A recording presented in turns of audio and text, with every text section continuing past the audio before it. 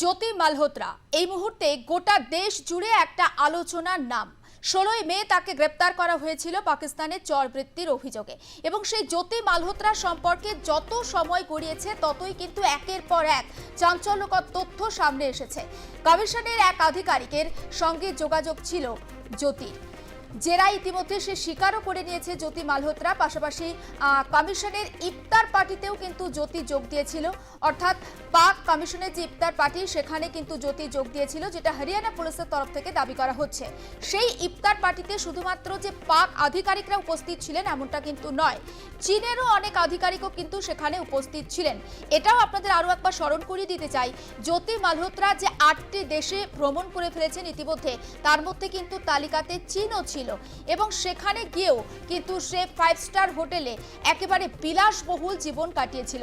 আর এহেন জ্যোতি মালহোত্রা একের পর এক ভিডিও এবং পাকিস্তানের সঙ্গে তার ঠিক কতটা সম্পর্ক, আবেগতাড়িত হয়ে সে তার ডায়েরির পাতায় কি লিখেছে ইতিমধ্যেই গোটা দেশ জেনে গিয়েছে।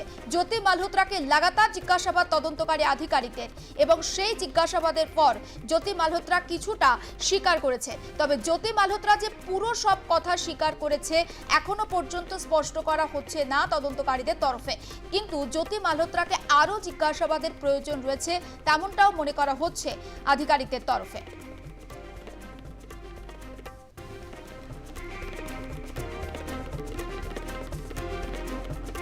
আরও একবার আপনাদেরকে জানিয়ে রাখতে চাই, জ্যোতি মালহোত্রা ইতিমধ্যেই তাকে গ্রেপ্তার করেছে পুলিশ এবং 16ই মে তাকে গ্রেপ্তার করা হয়। তার ফোন, ল্যাপটপ ইতিমধ্যেই বাজেয়াপ্ত করা হয়েছে। পাশাপাশি অন্যান্য যে সমস্ত ইলেকট্রনিক গ্যাজেট সে ব্যবহার করত সেই সমস্ত জিনিসপত্রও কিন্তু বাজেয়াপ্ত করা হয়েছে তদন্তকারী আধিকারিকদের তরফে। তবে জ্যোতি মালহোত্রার বাবার বক্তব্য যে জ্যোতি মালহোত্রা নিজের ব্লগের কন্টেন্টের জন্য সে কিন্তু পাকিস্তান গিয়েছিল। তবে জ্যোতি যে সময় পাকিস্তান গিয়েছিল বা যে সময়তে সে পেহেলগাঁওতে গিয়েছিল, অর্থাৎ শীতের মরশুমে, সেই পেহেলগাঁওতে কিন্তু খুব একটা পর্যটক যায় না।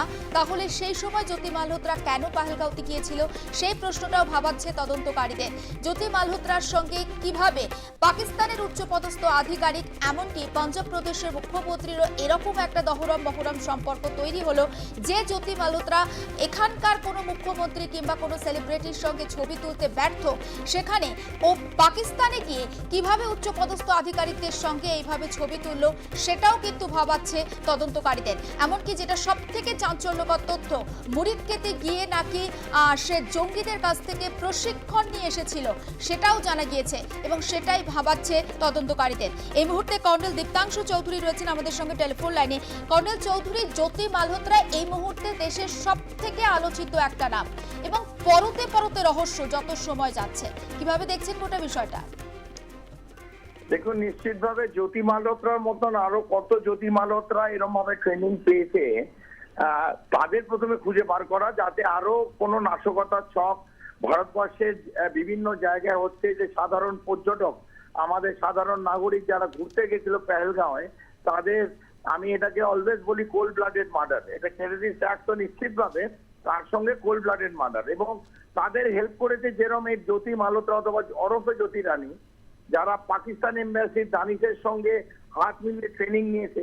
এবং এই গল্পটা শুরু হয়েছিল আজ নয়, গল্পটা শুরু হয়েছিল 2023 থেকে, এবং 2023 থেকে এই যতদিন না পেহেলগাঁও হলো তাকে তৈরি করা, তাকে ট্রেনিং দেওয়া, সে বিভিন্ন জায়গায় গেছে, পাকিস্তানে গেছে তিনবার পাকিস্তানে গেছে, মুরিদকে ট্রেনিং পেয়েছে, চায়না গেছে, বাংলাদেশ গেছে, এবং পশ্চিমবাংলায় বিভিন্ন জায়গায় যেখানে sensitive area, Siliguri corridor, chicken neck, coronation bridge, এই সমস্ত জায়গায় আপনি দেখবেন যেখানে যেখানে সেন্সিটিভ এরিয়া, এই জ্যোতি মালহোত্রা সব জায়গায় ঘুরেছে, ইনক্লুডিং বাংলাদেশ, এই সব জায়গায় ঘুরেছে। এবং পেহেলগাঁও আগেও জানুয়ারি মাসে ওখান থেকে ফটোগ্রাফ নেওয়া, high resolution photograph Pakistan embassy দানিশকে হ্যান্ড ওভার করা, ইফতার পার্টি অ্যাটেন্ড করা, এই যে সমস্ত জিনিস হয়েছে, আমার নিশ্চিতভাবে যে ইন্টেলিজেন্স এজেন্সি আমাদের র অথবা আইবি এরকম আরো কতজন করছে, তাদের ওপর খুঁজে বার করা, তাদের ওপর নজরদারি করা, তারা কি ইনফরমেশন পাঠাচ্ছে, এবং আমাদের সাধারণ ভারতবর্ষের নাগরিক অথবা সেন্সিটিভ প্লেস, সামরিক বাহিনীকে কিরম ভাবে তারা আঘাত পৌঁছাচ্ছে। তো এইটা আমার মনে হয় যে খুব গুরুত্বপূর্ণ, সেন্সিটিভ।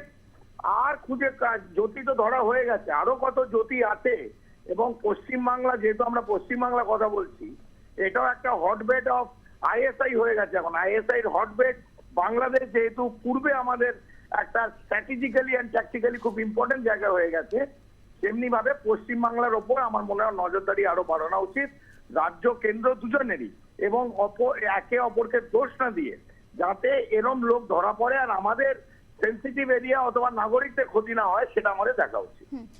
কর্নেল চৌধুরী, আরো একটা বিষয় খুব সংক্ষেপে জানতে চাইছি। দেখুন, জ্যোতি মালহোত্রা বাই প্রফেশন সে একজন ব্লগার, তার কন্টেন্টের জন্য বিভিন্ন জায়গায় সে যাবে, কিন্তু সে কার হয়ে চরবৃত্তি করছে, কার হয়ে কাজ করছে, এটা তো সাধারণভাবে কোনো রকমভাবে নিরাপত্তার খাতিরে কিংবা যাই বলুন না কেন বোঝা তো আমজনতার পক্ষেও সম্ভব নয়। একদম ঠিক বলেছেন। দেখুন, ব্লগার ইনফ্লুয়েন্সার নিশ্চিতভাবে হবে, তারা এক একটা প্রফেশনে আছে, এরকম হাজার হাজার লোক প্রফেশনে আছে, বিভিন্ন প্রফেশন আছে। যে কোনো লোকের প্রফেশন, যাকে পাকিস্তান ভাববে, তার যে কয়েকটা চরবৃত্তির কয়েকটা কোয়ালিটি থাকে। সবাইকে, আমাকে আপনাকে আরো 10 জনকে নেবে না। যে যার কোয়ালিটি আছে, ধরুন যারা বেশিরভাগ এরা চয়েস করে কাদের, যারা মধ্যবিত্ত নিম্ন মধ্যবিত্ত থেকে আসে, দেখবেন জ্যোতি খুব নিম্ন মধ্যবিত্ত বাড়ি, তার বাবার কাছে পয়সা নেই, তার উকিল দেওয়ারও পয়সা নেই, তার বাবা বলে দিয়েছেন আমার কাছে টাকা নেই, এবং সে খুব গরিব ঘর থেকে এসছে।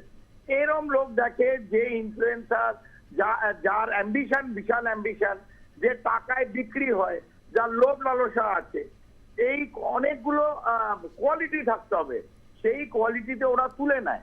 এদের তৈরি করা ফ্রম ইনফরমার টু অ্যাসেট। প্রথমে ইনফরমার সাধারণ ইনফরমেশন দেবে, চায়ের কাপ এবং কফির কাপ থেকে বন্ধুত্ব শুরু হয়, সেটা ডিনারে পরিণত হয়, তারপর পার্সোনাল রিলেশনে পরিণত, তারপর যখন বিশ্বাসযোগ্যতা এবং গ্রহণযোগ্যতা এই দুটো পরস্পর মিলে যায়, তখন এই যে স্পাই কাজ শুরু করে এবং ট্রেনিং শুরু করে। তখন ওরা জানে যে হ্যান্ডলার, যে আমি এরকম একটা মহিলাকে পেয়েছি অথবা একটা পুরুষকে পেয়েছি, যার দ্বারা আমি ইনফরমেশন পেয়ে আমি আমার কাজ যেগুলো সেগুলো আমি পুরো করতে পারবো। এটা রাতারাতি হয় না, এটা সময় লাগে, বা বছর 2 বছর। কিন্তু চিন্তা হচ্ছে যে আমাদের এজেন্সি তাদের কাছে ঠিক খবর থাকে, যখন ইনফরমেশন দেবে, কথা বলবে, কমিউনিকেশন করবে, এই বিভিন্ন লোকের ওপর ক্লোজ সুপারভিশন এবং মনিটরিং থাকে। সেই দিকে আমার মনে হয় কোথাও না কোথাও একটা ল্যাক তো আছেই। আরো এরকম কতজন ধরছে, ইমিডিয়েটলি আমরা যদি এটাকে ক্লোজিং করতে পারি, আমাদের আরো বিপদ হবে, ভারতবর্ষের বিপদ। বেশ, অনেক ধন্যবাদ। আমরা কথা বলছিলাম, প্রাক্তন সেনাকর্তা কর্নেল দীপ্তাংশু চৌধুরী ছিলেন আমাদের সঙ্গে। এবং জ্যোতি মালহোত্রা, যে শুধুমাত্র জ্যোতি মালহোত্রা একা নয়, আরও অনেকেও হয়তো এই রকম চরবৃত্তির কাজে নিযুক্ত থাকতে পারে। যদিও গোটা বিষয়টা এখনো পর্যন্ত স্পষ্ট নয়, তবু এটা নিয়ে আরও বেশি করে সতর্ক থাকতে হবে। কারণ যেহেতু বর্তমানে বাংলাদেশের একটা অস্থির পরিস্থিতি, সুতরাং আমাদের রাজ্য অর্থাৎ ওয়েস্ট বেঙ্গল, মুখ্যমন্ত্রী মমতা বন্দ্যোপাধ্যায়ও কিন্তু বারবার বলছেন যে সীমান্তবর্তী এলাকা খুব সেন্সিটিভ, সেখানে বারবার পেট্রোলিং বাড়াতে হবে এবং সেখানে নজরদারি বাড়াতে হবে। প্রশাসনকে যেমন সজাগ থাকতে হবে, বিএসএফকেও কিন্তু সজাগ থাকার নির্দেশ দিয়েছেন।